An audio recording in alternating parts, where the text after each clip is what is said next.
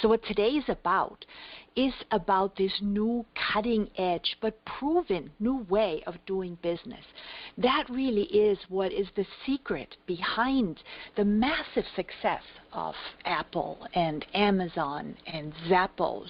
We're going to break it down for you in a way that you can use it in your business. This is the new way of doing business, and the businesses that adopt that way of doing business that are experiencing incredible growth, just like Apple and Amazon and Zappos have experienced this incredible growth. And the businesses that don't, well, they're sort of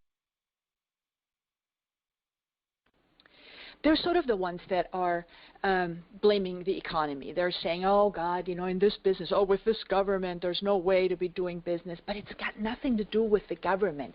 It has to do with the old way of business. And those businesses, they're going to eventually go the way of the dinosaur. It's the new way because the world has changed, so business has to adapt to it and has to change with it. So, as always, everybody that listens to my presentation, listens to my talks, I give them a present. And today I'm going to be giving away a 6-minute guided meditation video. And that's also sort of part of the new way of doing business. We also realize that we have to take care of ourselves. It can't just be rushing, rushing, rushing. We realize that we have to take time out of the day. We realize that everything is about energy. And if you've had an upsetting time or a crazy day and you just keep going and keep going and keep going like that, it's going to affect the rest of your day too. And it doesn't have to. So for that reason, I created this little 6-minute guided meditation video. And it's really beautiful imagery, and it's just a 6-minute guided meditation, just 6 minutes.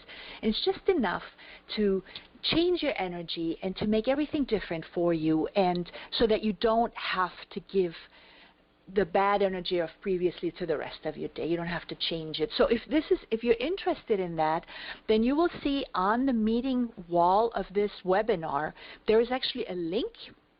So you just click on that link, and you have to put in your email address so that it can be sent to you, and then you'll get another email sent to you so that you can download that and you can take it with you. You can take it to your phone or whatever, so you can carry that thing with you.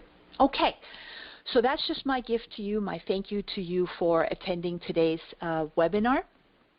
And you will see also you should have a chat window, I think, on your screen. And if there's any questions or anything, then you can add them in there, and I will answer them at the end of this presentation. So, all right, let's get started. Business. That's the thing that we're all interested in, business. But what is the thing that all businesses have in common? Whether you are the smallest startup, just started business yesterday, solopreneur, all the way up to the blue chip stock behemoth, biggest company in the world, there's the one thing that we all absolutely have in common. And that's the highest objective of any business, the most important component of any business. Without that component, the point is moot. It doesn't matter how good your services are. It doesn't matter how good your product is. It doesn't matter how pretty your company is. Without this one thing, you got nothing. And that one thing is customers. Customers is the one thing that we all need. Customers, clients, guests, no matter what you call them in your business. When you don't have that, you don't have a business. So it would seem that everybody would be aware of that, right? And it would seem that you would want to have your customers be deliriously happy, awesomely happy before, during, and after the transaction with you, whatever that transaction would be, right? You would want to think that, and you would be wrong. Because in the present way of doing business, sorry, my computer's talking. So in this new way, in the old way of doing business, customer satisfaction is sort of incidental, if you think about it. The old way of doing business is thinking that when you have a good product or you have a good service, then that's going to create customer satisfaction. So the thought is that if the customer got exactly what they came for, they'll be back. Or if it's just a one-time thing, if that's the type of business you have, then at least they'll refer you to somebody else because they got what they came for, right? But that's old way of business is sort of leaving the most important component of the business to chance. We're sort of hoping that they will be back, but it turns out that that is actually not the case. In a Gallup poll, Gallup made a poll studying customer attrition, and they found something very, very interesting. They found that 82% of customers that stopped doing business with a company that they were doing business with did not do so because of poor products or poor service. So that flies in the face of the old way of doing business. These customers stopped doing business, even though they got what they came for. They got a good product, they got a good service, and still they stopped doing business with that company. So now let's take a look at what's other reasons why customers stop doing business with a company. What could it be? Because if it's not a bad product or a bad service, then why would they leave?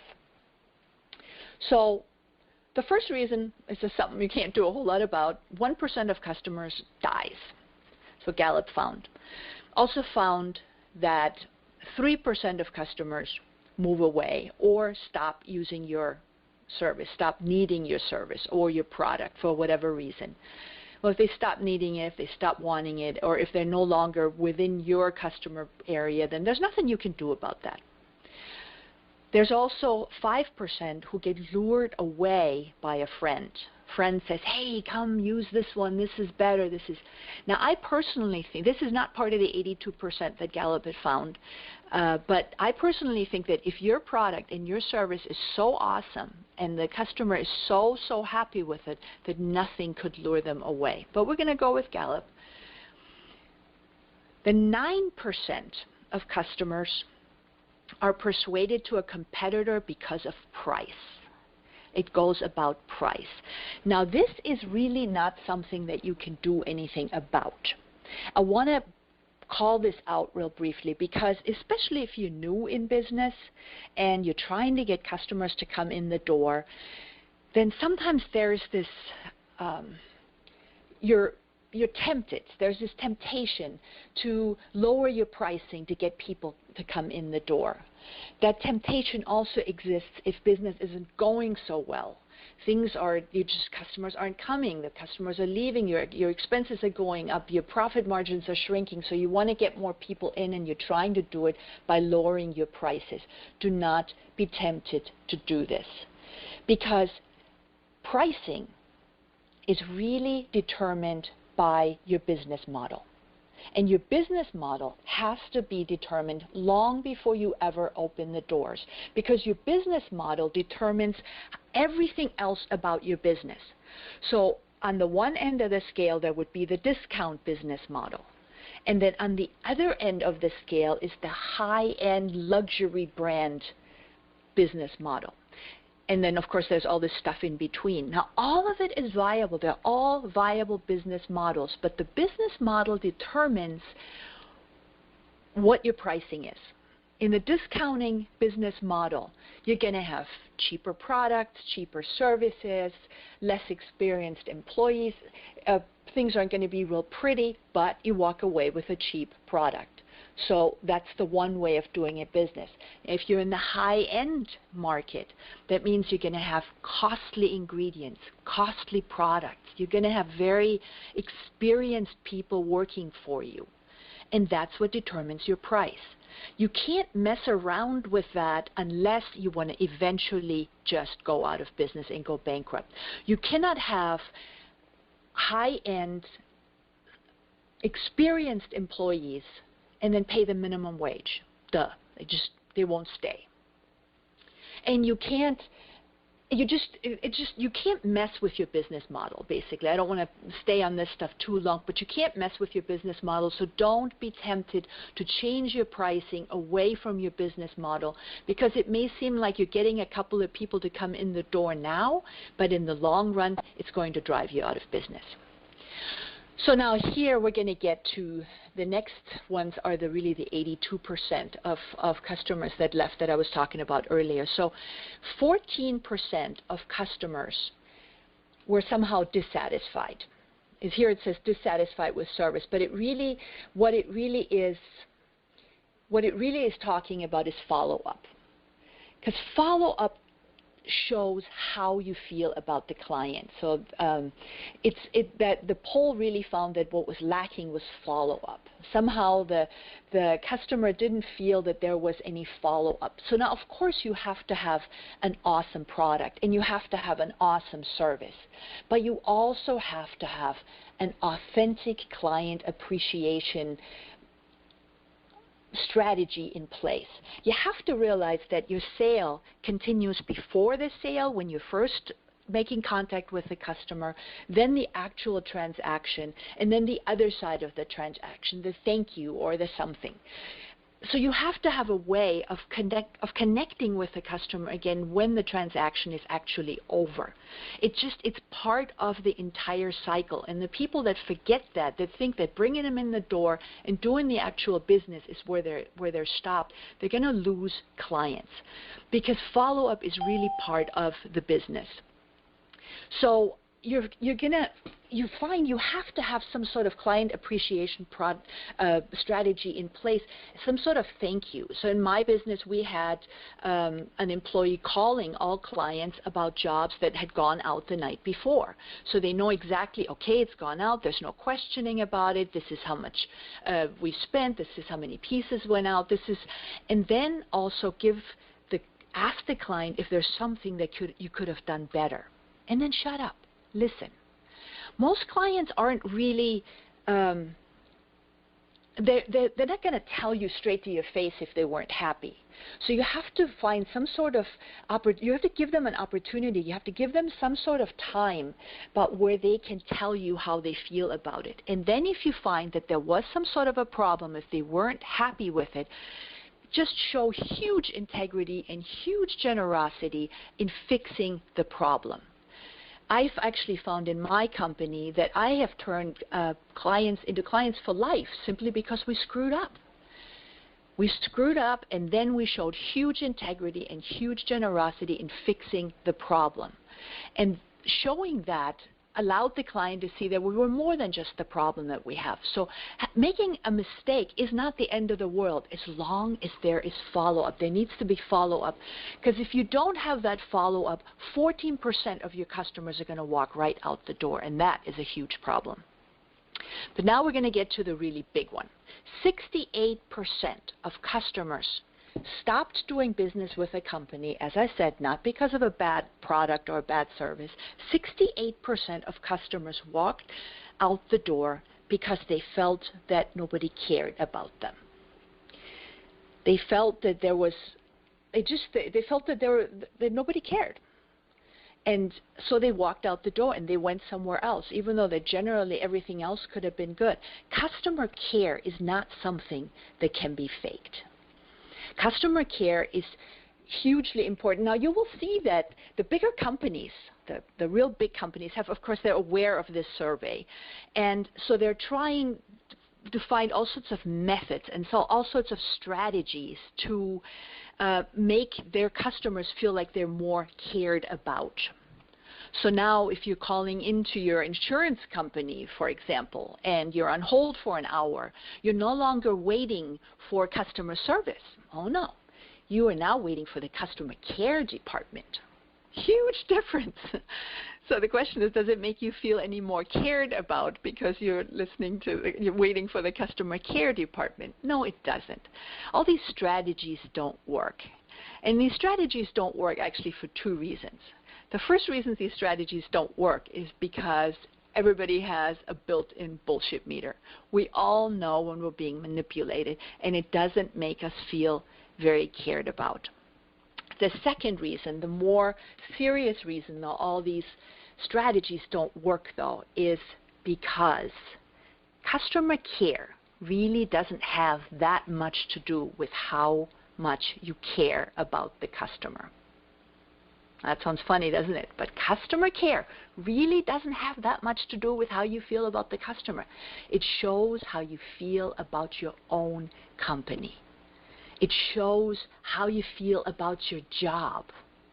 It has to do with the atmosphere in your company.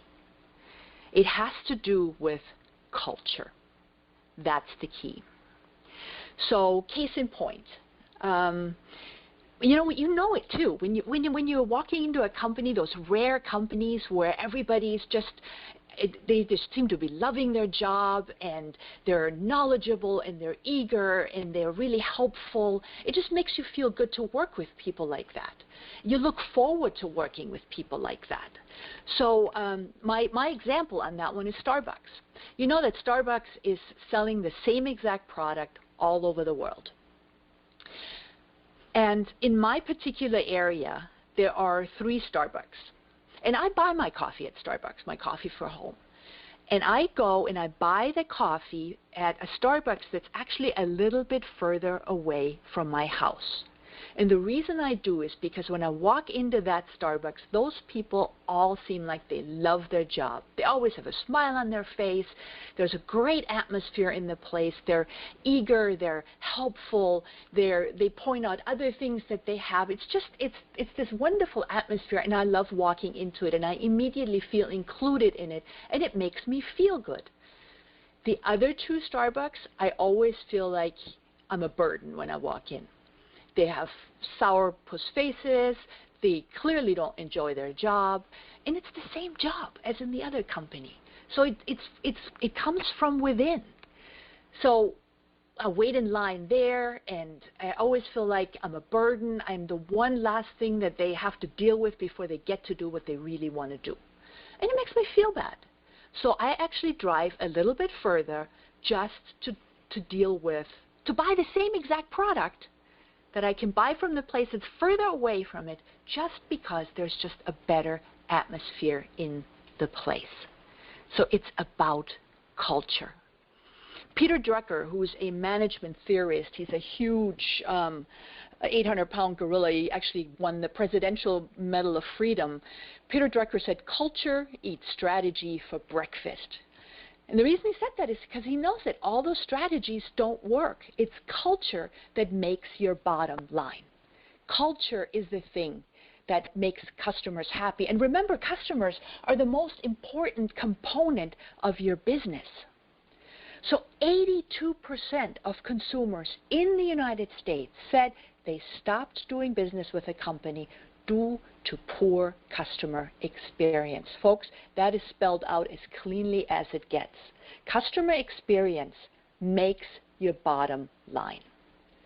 Now, here's where I often get the eye rollers when I first talk to new companies with it. They say, "Oh, I'm just a little guy. I can't worry about these things. I got to worry about profit margins. I gotta worry about marketing and this and that, and I don't hire my people to have a good time. I hire my people to work.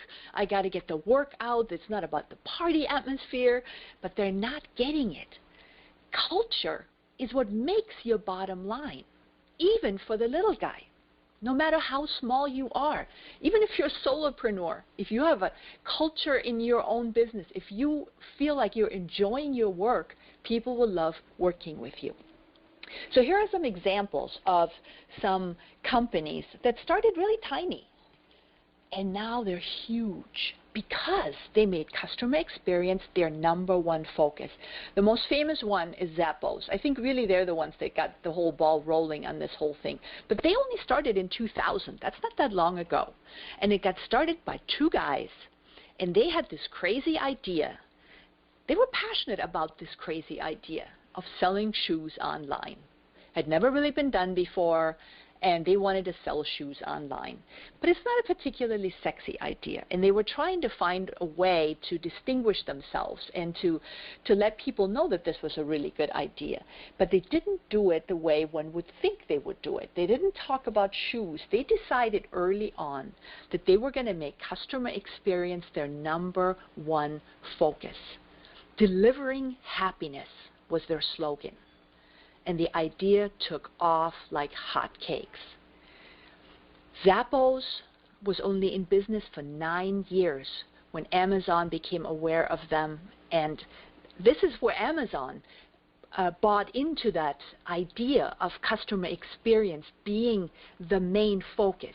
That's where Amazon realized that for them to get even bigger and for them to move forward, customer experience was the idea. So they bought Zappos and adopted that system from them. They bought Zappos for $1.3 billion.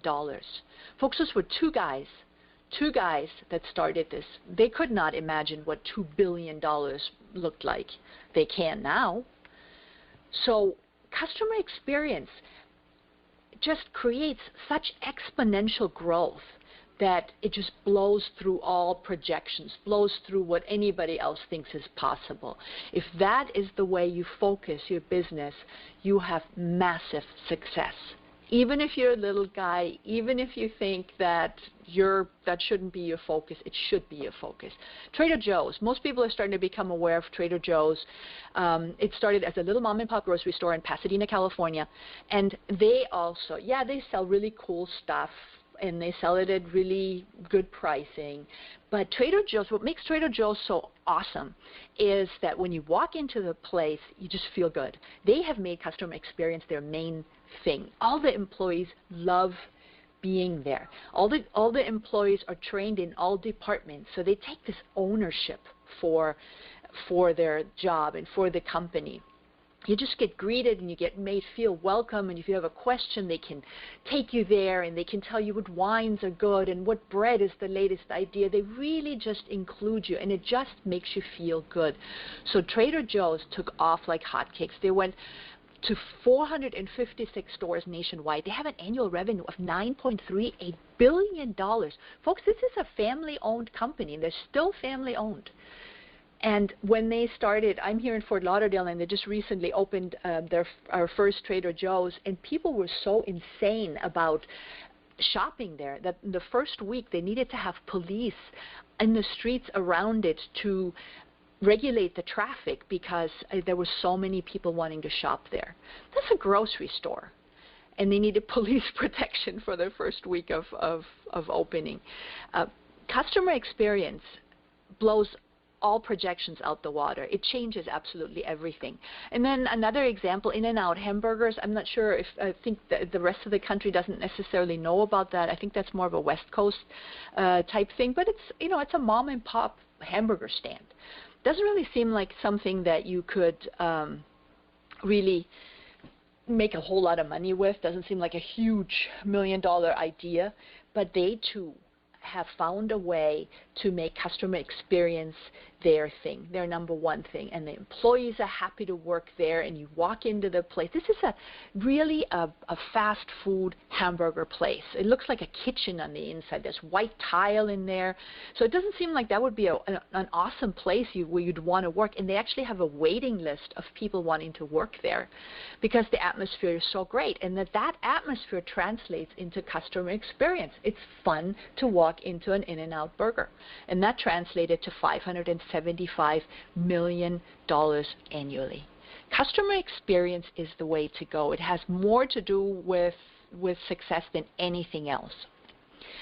So now what can you do to create that kind of customer experience? See, because it can't be faked.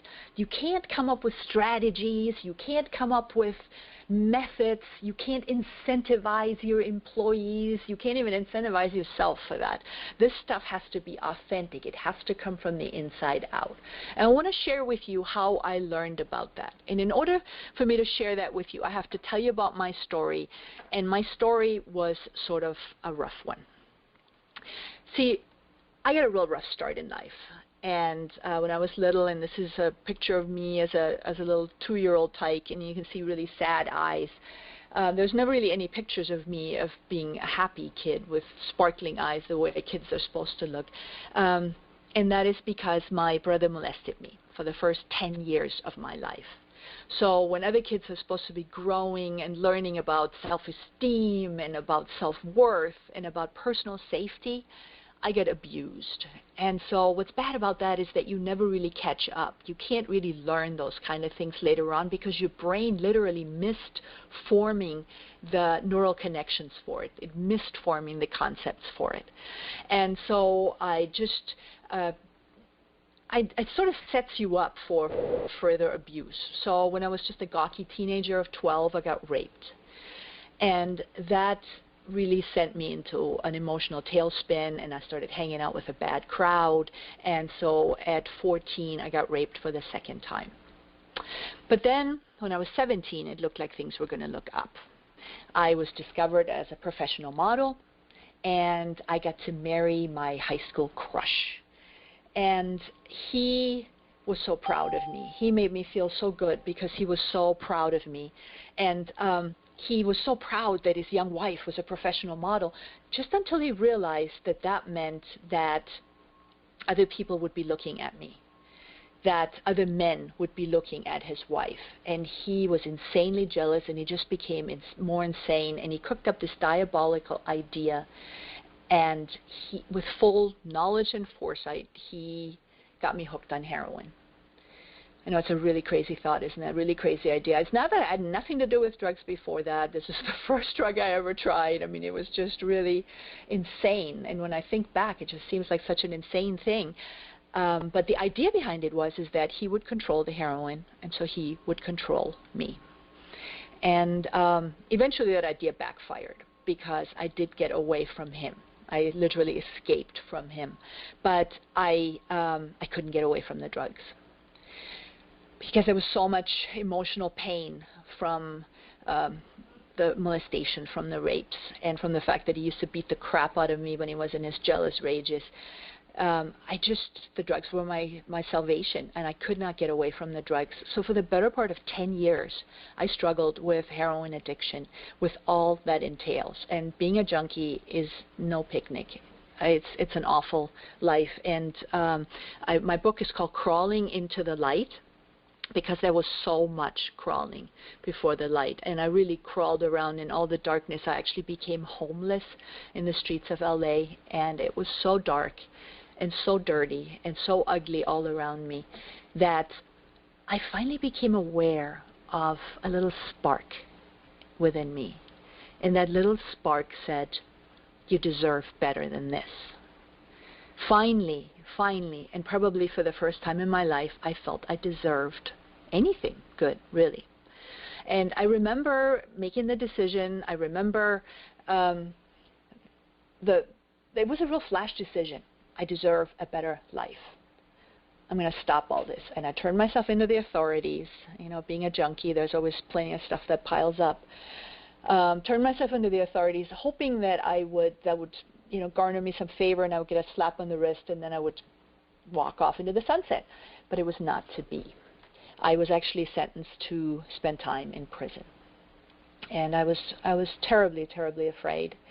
I still remember walking through those gates, and I was so afraid, and my heart was beating so hard that my T-shirt was visibly moving with my heartbeat. And I was even more terrified, thinking that people would see how afraid I was, and I would become a target. But I remained steadfast. I wanted a better life. I was determined to have a better life. And so I decided to look at my time in prison as my rehab, as my own personal rehab time. And I exercised, and I read, and I just did all sorts of things that were positive, and stayed away from drugs, because folks, there's plenty of drugs in prison. But I stayed away from all that, and by the time I got out, I truly, truly was a new person. And someone gave me a chance and gave me a job in marketing, and it turned out I loved marketing. I was really good at it. I really enjoyed it. And some 3 years down the line, I started my own company. Now, why do I tell you this story? I tell you this story because everybody suffered. I know everyone within the sound of my voice has suffered.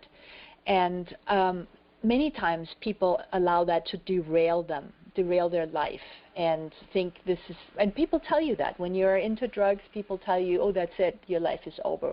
Once you have a criminal touch with the law, people tell you your life is over. And I'm here to tell you, folks, all of it happens for a reason. Everything in life happens for a wonderful reason, and everything is always taking you a step. If you allow it, it takes you the next step further, and you can all turn it into something wonderful, and you can turn it into something important.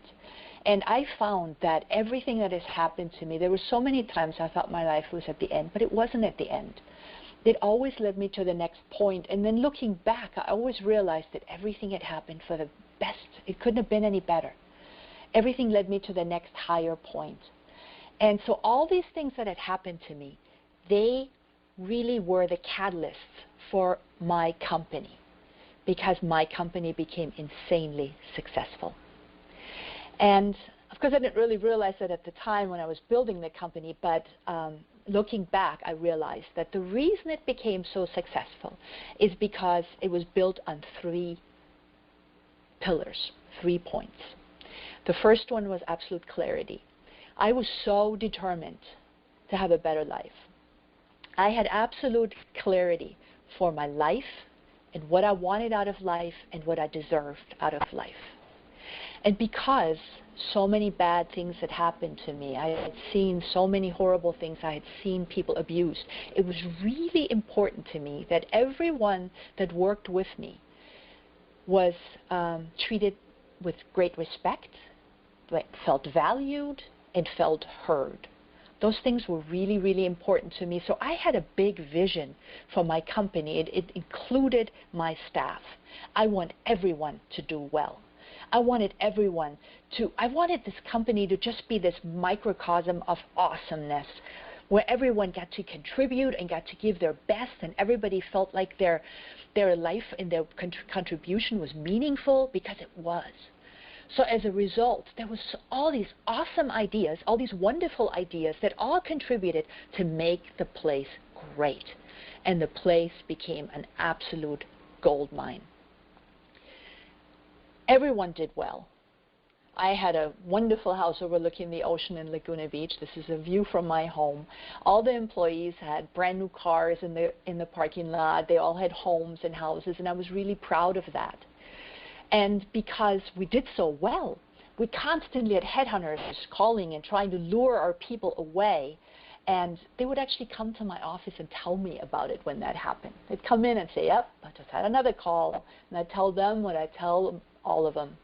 I wouldn't work anywhere else for $1 million. And they told me that, of course, because they knew that it would mean so much to me. We were just an awesome company. Our culture was through the roof. It was an awesome place. Everybody made money. Everybody was happy. And we were so great that we were in business for 15 years already and never had any outside sales. Everything was through referrals and through customers referring us out to others. We continually grew. So would you like to have that kind of company where you're in business and you're in the millions, business is in the millions, and you don't even need outside sales because everything is self-generated? It was just an awesome place, truly an awesome place. And so I thought about, what did I do to create that? And so I formed a new company now, and it's called Passion for Profit. And I am showing, I'm teaching, basically. I'm making offerings. I'm offering courses, short-term, affordable courses that help small companies and, well, actually really companies of any size, from the tiniest entrepreneur to larger companies, because this is absolutely scalable, how to create that kind of culture. And because it's culture and it's about passion and it's about fun, it's easy, it's fun, it doesn't take very long, and it's very affordable. And so there are 3 phases to how to build that kind of culture. Phase 1 is about personal clarity, just like it was for me. Now, why is that so important? Is because if it's your business, you that business is an extension of you. And its success is intricately intertwined with your personal desires and your beliefs and your expectations. So if you're running on that, underneath that subconscious belief, like many people do, that money is the root of all evil. All people that have money are jerks, or they must have gotten there by illegal means, or stepped on other people to get there. If you have a subconscious belief like that, your company can never be successful, because you're subconsciously holding it back and stopping it. If you have a desire, you really love your family, maybe you have small kids and you want to spend time with your kids and you want to spend lots and lots of time with your family, well, that's going to fly in the face of spending long hours building a business. So creates a stress situation, and when you have that stress situation, it has to come out somewhere, and it holds back your business. So what we're doing is, you have to be passionate about what you do. Steve Jobs really knew what he was talking about. You have to know what it is you're passionate about, because the only way to do great work is to be absolutely passionate about what you do. So you have to know what that is. It is absolutely possible for you to create a business and life that you love, but you have to know what matters most to you. So in phase one, we uncover your desires, your beliefs, and your expectations in all areas of your life, because if it affects your life, it affects your business. So we look at where are your set points about money, about family, about lifestyle. How do you see yourself living? Travel. Do you want to travel? Education, spirituality. Any of those areas could potentially conflict with work. And like I say, you can absolutely create a business that you love that gels with your personal desires and beliefs and expectations, but you have to know what they are. So phase one uncovers that, and it is very, very, very important. Phase one is also good really for anybody, because most people don't get what they want because they don't really know what they want. So even if you don't have a business, or even if you're employed with a company, this is something that really everybody needs to know about. Everybody should know what are they passionate about, what are your personal priorities, so you can take that and run with it for your life, so you can base your life on those priorities. Phase two is about corporate clarity. You have to know what makes you unique. You have to know exactly what makes your business different from any other business, because it is different from any other business. Even if you say you're a realtor, well, you could say there's a million other realtors out there that are basically doing exactly the same thing that you are. But if you're clear what your unique contribution is, then there is no more competition for you. You have to know what your core values are. Why did you get into the business that you're in? Why do you do what you're doing? Are you passionate about it? What are you passionate about if you're not passionate about what you're currently doing?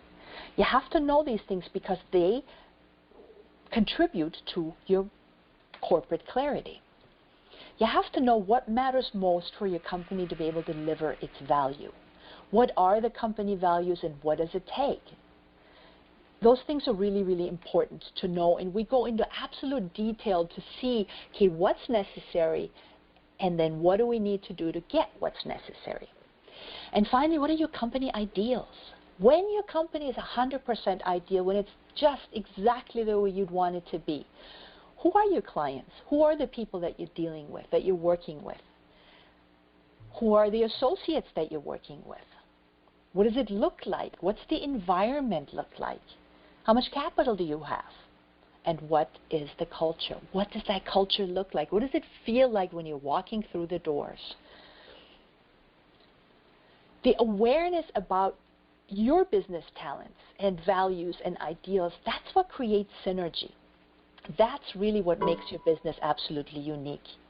That's what's important, and when you know that, there is no more competition. Then all your marketing efforts, your business efforts are not made in terms of what's you against the other guy.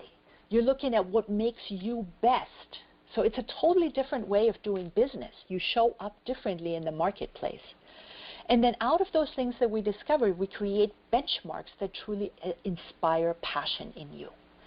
So that when you're thinking about your work, you're thinking about your company, you get a little smile on your face. You're happy about it. You're passionate about it. And then from those benchmarks, we create a comprehensive cultural action plan in every area. What does it take? What do we need to do? What are the steps that we need to do in order to get us there?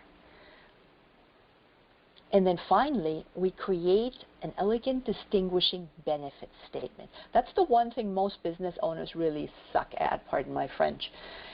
We all want to tell people how we're going to do it, and we want to tell people the vehicle there. We want to tell people the strategy there. People don't want to know that. People just want to know, once I give you my money, what am I going to walk away from? We want to know what the benefits are. And most companies are not clear on what their benefits are. With everything, the whole corporate clarity program, when you look at it in the end, you know exactly what your benefits are. You know exactly what your main focus is. When you are clear, what you choose will show up, but only to the extent that you are clear. This is what's important. You have to know exactly why you want what you want. And then when you have that, it can show up. It can also show up because you can then work towards it, because there's no more shiny object syndrome. This guy can't come along, and this new program can come along, and this new coach can come along, and you're just spending a whole lot of money running into a whole lot of different directions, and you're never really moving forward. But when you're clear, when you're taking your steps, what you want can show up. Finally, that takes us to phase 3, team clarity. Gallup did another poll, good old Gallup. Without them, where would we be? So this was a 2009 poll, and 71% it found of employees were disengaged at work, meaning they only showed up really just to collect a paycheck, just do what they needed to do, and just there was no engagement whatsoever. Only 29% of employees were engaged. This is a sad, sad picture of the American work life. Imagine you had a heart in your body and it only works 29% and 71% was dead. What would happen? You would die. There's no way you could sustain life on that, and you can't sustain business on that either. Now, the Gallup has done a new poll with this in more recent times, and it found that it has moved to 68% employees are now disengaged. So it's gotten a little bit better. But 68% of employees are disengaged. Does that 68% ring a bell? Remember very early on in this webinar, I told you 68% of customers left, stopped doing business with a company because they felt not cared about. Does it seem like some sort of correlation there? 68% of employees walk in the door and they don't really care, and 68% of customers walk out the door because they don't feel cared about. Something we got to do something about. So in the Team Clarity program, we present a workshop to all employees. Well, first we're going through the same process for them as we do for leadership. Personal priorities have an impact on work life. And again, most people have never really asked themselves, what do I want? Why am I not happy? Why am I not excited about life? Why am I not passionate about? Why can't I just wait for it to come home and collapse on the couch and turn on the tube and do it again tomorrow? It's because there's no passion in it, because they've never asked themselves, what are they truly passionate about? So we figure out what are their personal dreams, their desires. We have a very clear process to help them figure that out. In a perfect world, what would your life look like? And then we apply that process for work goals and expectations. If your life at work is ideal, what would you love to do? What are you best at? What do you love to contribute? How would things look like? What would your work environment look like? So we create that clarity.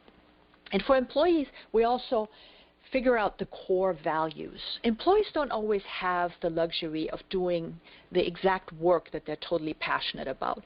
If it's your job to be filing files in the file folders all day long, that's not a particularly thing that you can be passionate about. If you're a shampoo girl and all you do is shampoo all day long, it's not very passionate.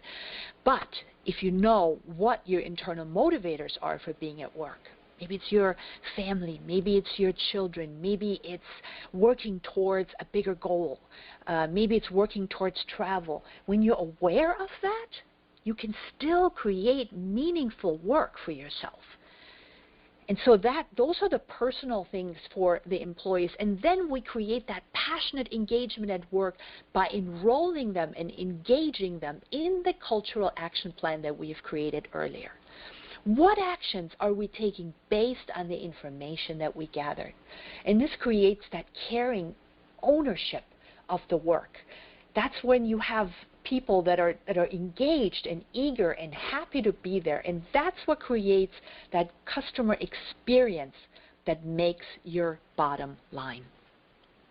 So to recap, 82% of consumers in the United States said they stopped doing business with a company due to poor customer experience. It's customer care that makes your bottom line. Customer care cannot be faked. We all have a built-in bullshit meter. Customer care is about culture.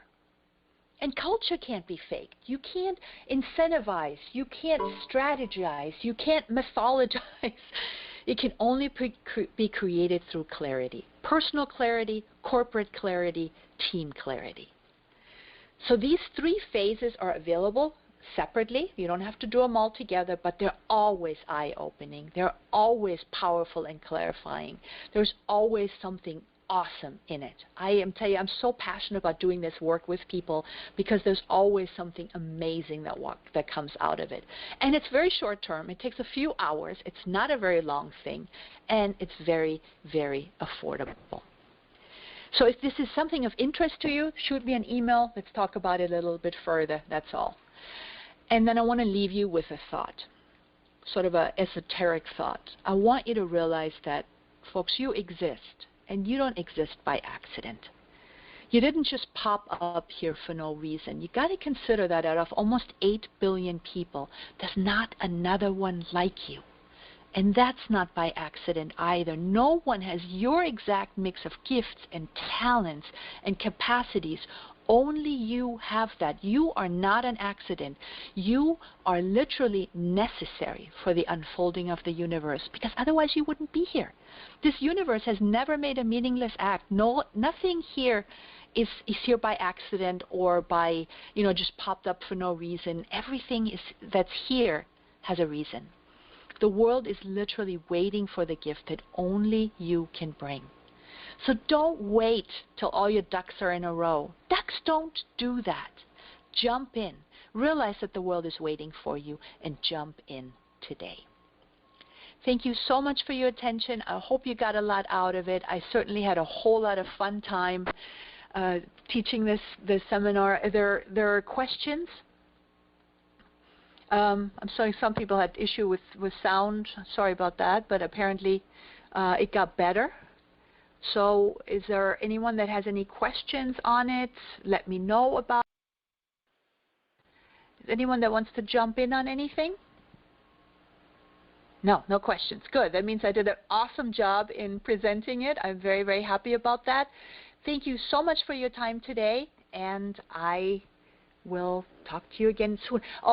People that would like to have this, found this interesting but want to hear it again in some way, please email me, and I will be happy to send you the recording of today's talk. Thank you so much. It was my pleasure to be here. Goodbye.